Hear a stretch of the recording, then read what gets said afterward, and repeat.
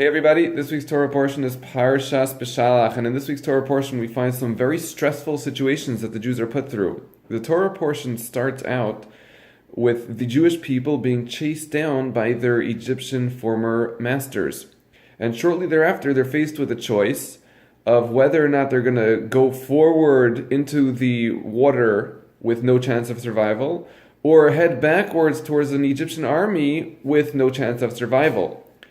And at the end of the Torah portion, we find the Jewish people being attacked by the nation of Amalek. So a lot of very stressful, hard, difficult situations, which raises the question is, why is it that, not just in this parsha, but throughout Jewish history, why are the Jewish people always put through such difficult, stressful, trying circumstances? Why not a little peace, rest, and relaxation? Why do we have to always go through all these hard times?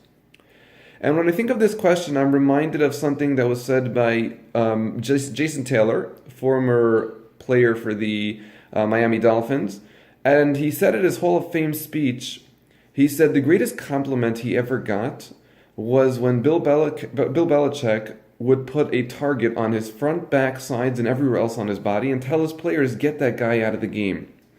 Meaning that the greatest compliment you can get is when the greatest coach of all time says that this guy is so great, we have to focus all our attention on him. Now, I'm not trying to compare God to Bill Belichick, of course, because obviously God is a lot nicer, and definitely at the press meetings, I'm sure he'd be more courteous and nicer to the press. But what we are saying is as follows, that if you ever feel like God is putting you through some stressful situations, God doesn't waste his time. And if he thinks that you're worth his focus, that means that what? It must mean that you're something special. Because God only squeezes when he wants to see what comes out of somebody special.